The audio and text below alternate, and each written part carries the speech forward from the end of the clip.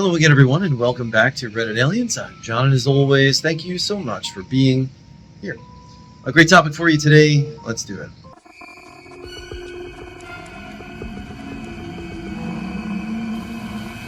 What's the creepiest paranormal experience you've ever heard from someone you believe wouldn't lie? Please remember to like, share, comment, hype, listen and ask for shoutouts, and subscribe. My nephew lives with me in an old farmhouse built in the 1840s.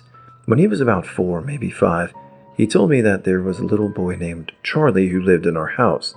He said Charlie had never heard of video games and that Charlie's dad left him home all by himself.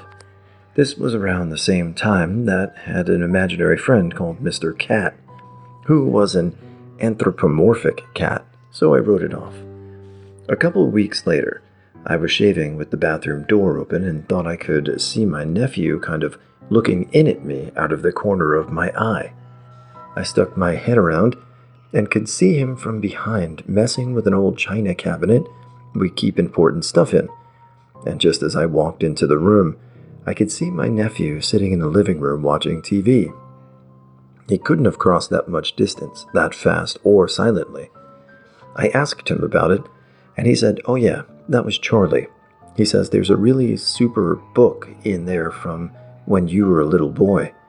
And at the bottom of a stack of old documents and stuff in the china cabinet is a book I got as a gift when I was a kid. I didn't even know it was there.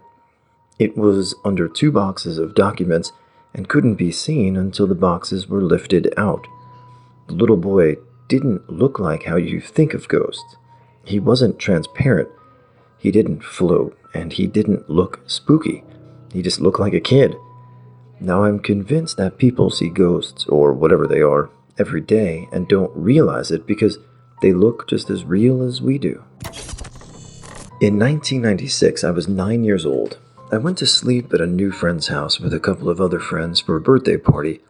We were 4 boys all around the same age, and after pizza and video games, we decided to go to bed. I remember rock, paper, scissors for some reason decided that I got my friend's bed that night, and the rest had to sleep on the floor. The next morning when we woke up, I had pissed the bed. I had never done that in my entire life and haven't since. I got up and stealthily put sheets and blankets in the washing machine. I changed my clothes and was scrubbing the mattress with some cleaner when everyone woke up. I explained I spilled a huge glass of soda, and no one cared. That afternoon, we decided to go for a long walk out behind my friend's house. 10 feet from the door of his house is a line of trees, and at the time, it was fairly thick. We wandered for about an hour until we came into a clearing. There was old picnic tables and an in-ground pool filled with 10 to 15 broken open car batteries and propane tanks. There was at least 7 rusted-out cars surrounding a white trailer. One of our buddies had the bright idea to try to get into one of the cars. At that moment, a man exited the trailer, shouting, and fired a round from a shotgun into the sky. Our hour-long walk was somehow a 60-second, terrified run straight back to the house. We went inside and decided not to tell anyone what we found. 10 years later, I'm 19 and living in a new house with my parents. My father and I were both home one day, the week we moved in. The cable and internet had not been set up yet, so I was reading in my room, and my father was in the living room watching a DVD. There was a loud bang, and my house shook like a truck had driven into it.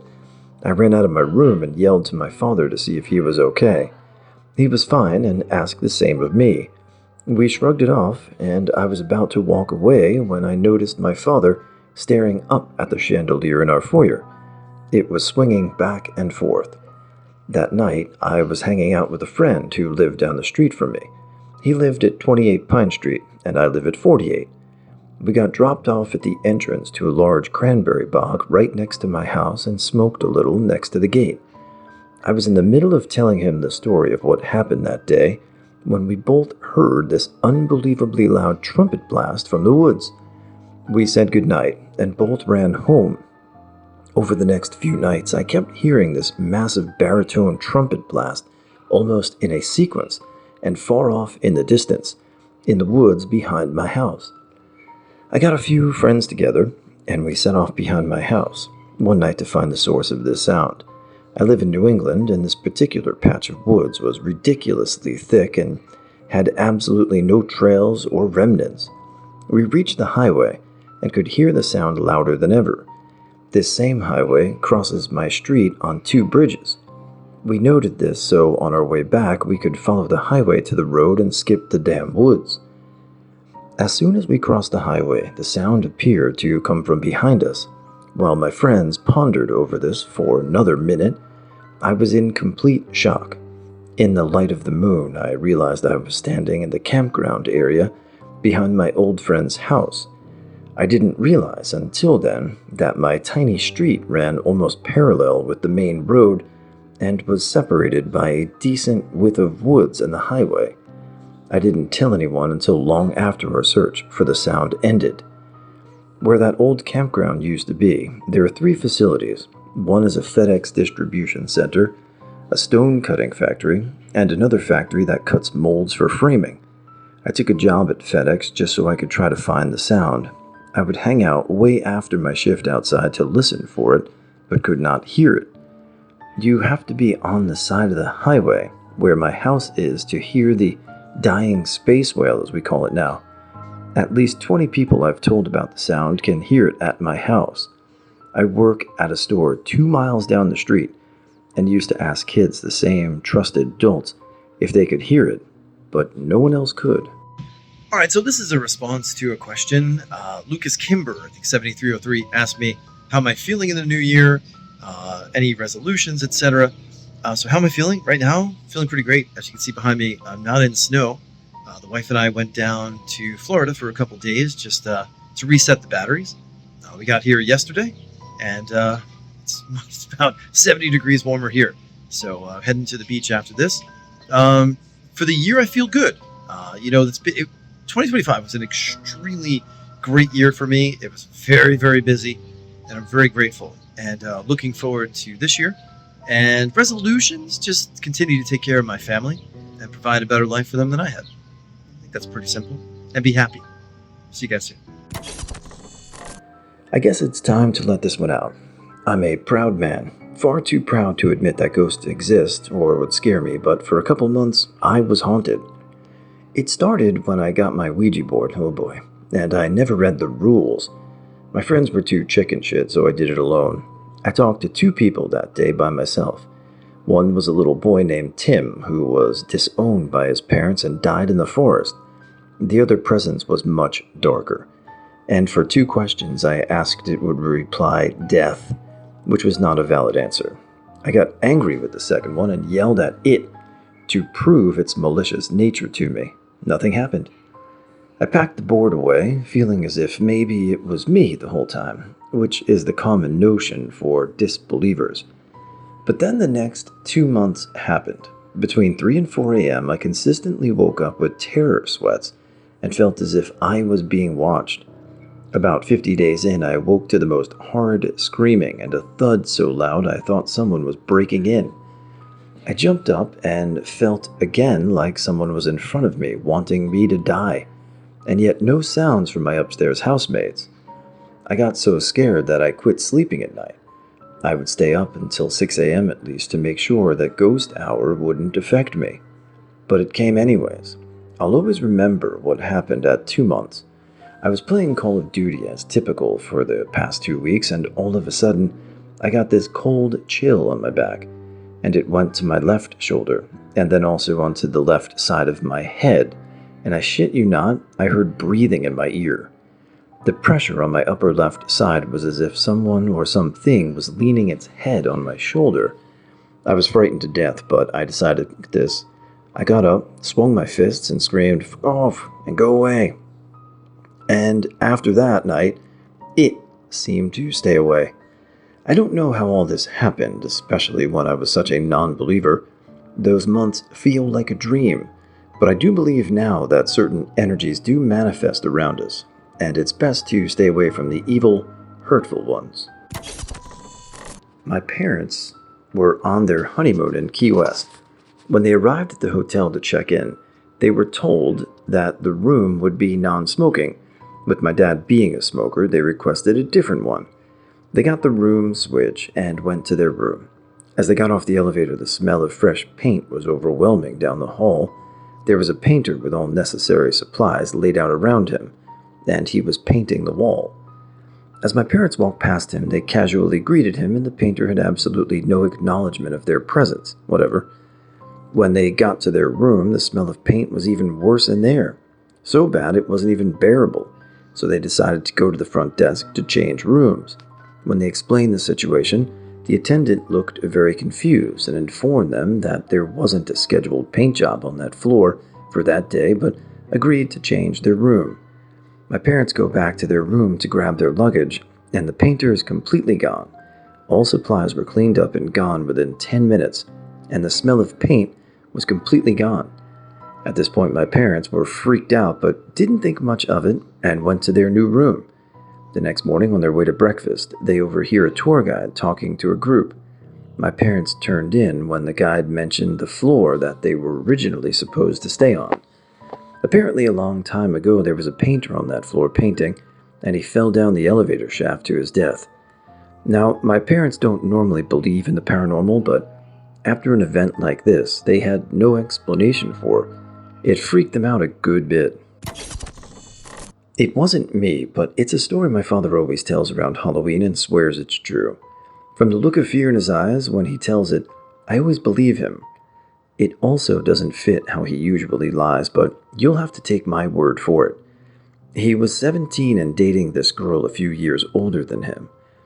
The said girl's father was an extremely wealthy dentist or something and owned an old plantation house over in West Virginia.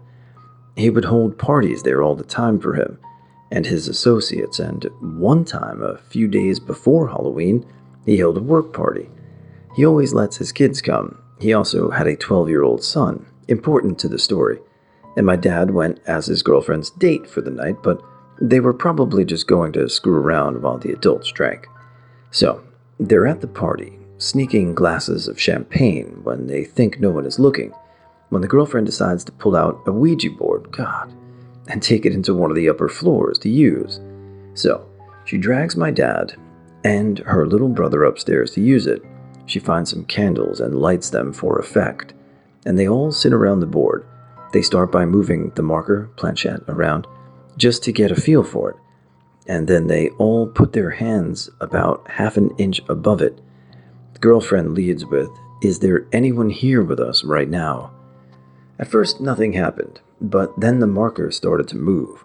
My dad says it felt like your arm had fallen asleep, that weird tingling feeling. He could tell it was some kind of energy. It starts moving the marker and lands on yes.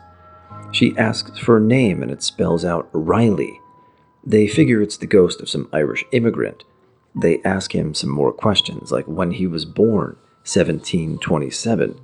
How old was he when he died, 35, and whatnot. Then the marker starts moving without them asking any questions. And that's not supposed to happen.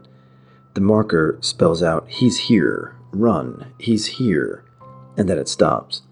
All the energy leaves their arms, and for a good minute nothing happens. Then the marker starts moving again in circles, and my dad says this time the energy felt wrong. The tingling turned into needles being jabbed into his arm, and he felt genuine fear.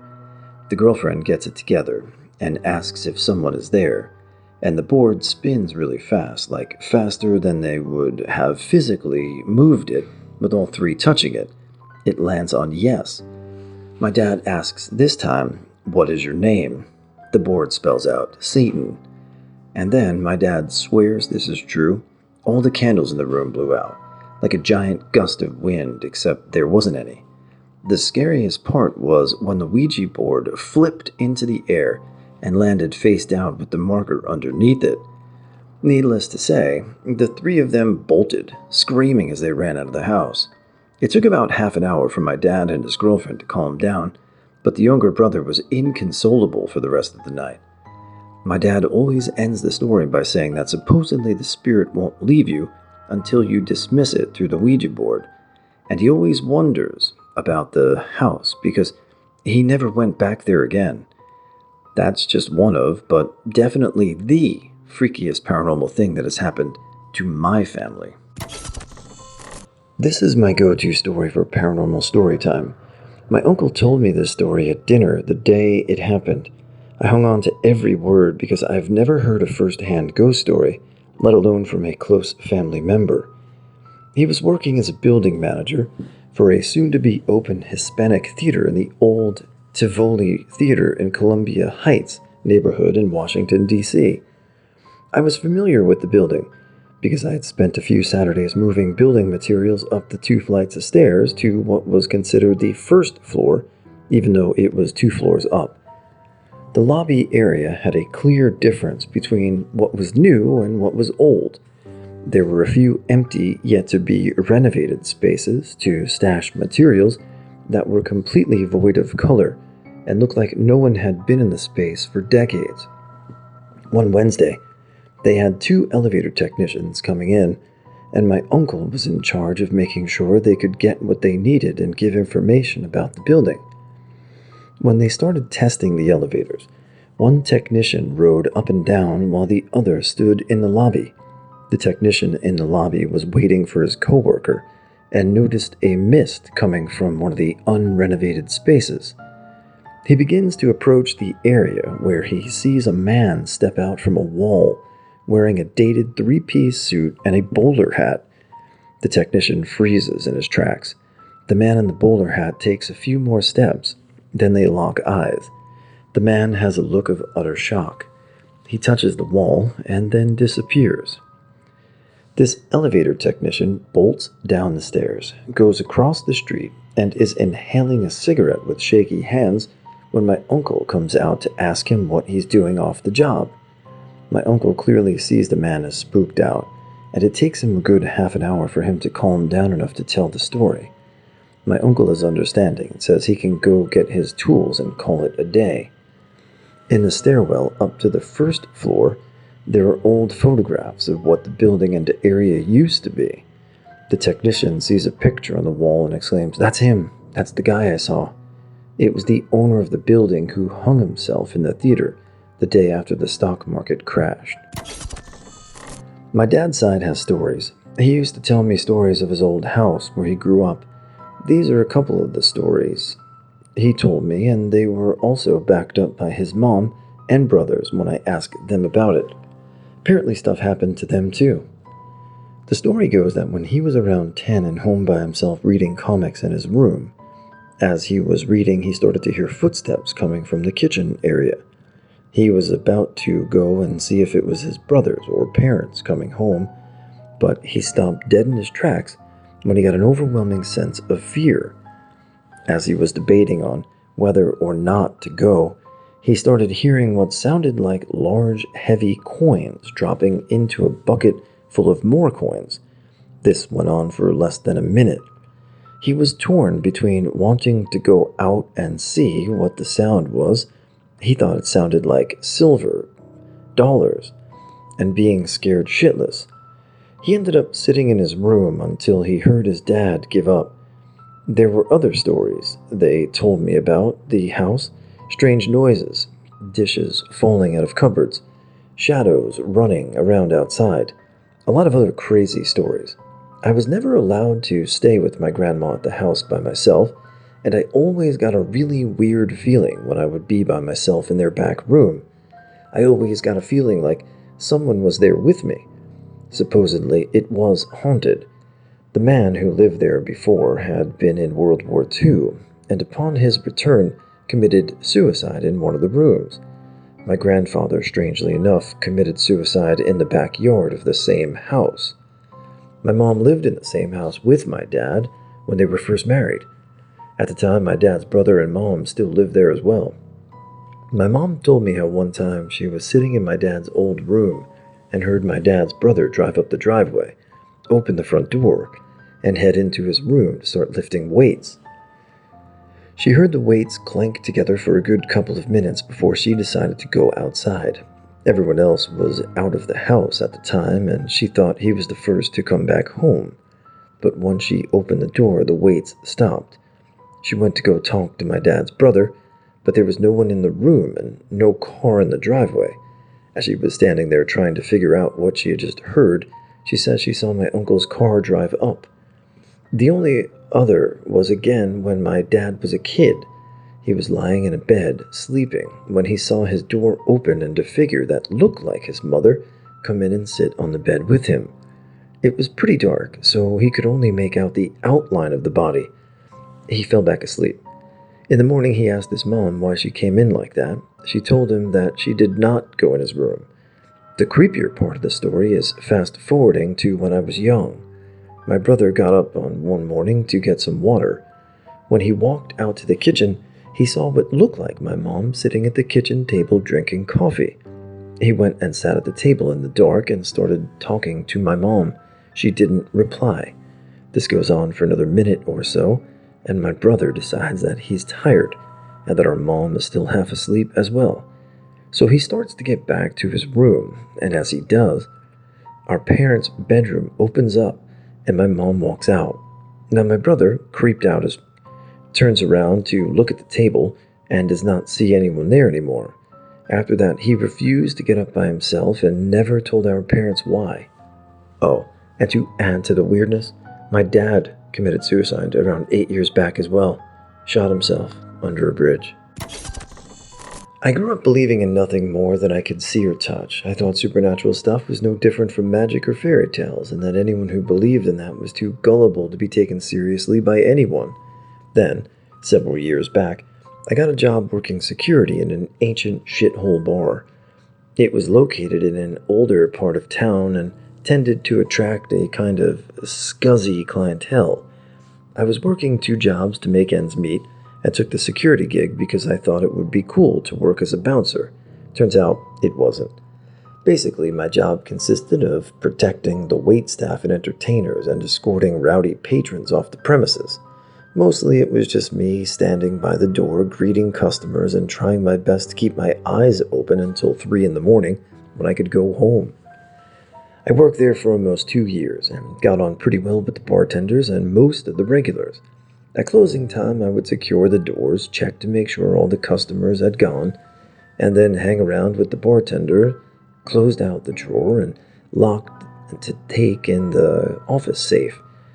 The offices were located upstairs in what used to be an apartment, but from what I could tell, it hadn't been lived in for close to 50 years. Several times while finishing the closeout, we would hear footsteps or bangs coming from downstairs. I would always check it out, but never saw anything or anyone forgotten in the bar that could have made the noises. Amy was the bartender who usually worked the nights that I was there, and it got to where she wouldn't go anywhere in the building by herself. The wooden stairwell up to the second floor had a landing with a quarter turn halfway up, so you couldn't see the top step from the bottom. One evening, we had started up the stairs and a kind of shapeless shadow slid across the wall on the landing as if someone had walked in front of the light at the top of the steps. Amy immediately turned and crashed into me, pushing me back out into the bar.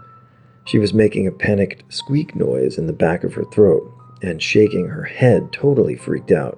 I tried to laugh it off, but I had seen it too, and it had really unnerved me. It was like all the small things that we had seen and heard or been told that other people had seen over the months suddenly all came crashing together. After that, she refused to go up the office after dark, and she would just leave the cash and receipts in the kitchen for the owner to collect in the morning. I learned from the owners that there was a long history of strange things happening. She had owned the bar for 6 years at the time, and she herself never liked to go up into the office at night. She told me how things would get changed around and moved, both in the office and in the bar itself. Several past employees had heard footsteps in the empty bar at night, and she had gone through several staff members who flatly refused to continue working there. It is strange to say now, but over the months, these things just kind of became a side effect of the job for me. Since it didn't seem to have any direct effect on me, I continued working there and tried my best not to think about it too much. That's where I was one night in the early fall when the reality that I had, for so long, chosen to believe came to a crashing end. I was by the door, a rather formidable, solid-looking thing with a vertical window about a foot wide that ran floor to ceiling beside it. I could see out, and I would usually hold open the door for people when I would see them walking up. That night there were only a couple of people still hanging around. It was close to midnight, and I was once again struggling to stay awake, leaning against a wall in my corner. It had rained earlier. The droplets still stood out on the two cars parked in front. From the window I could see the intersection at the corner that the bar stood on.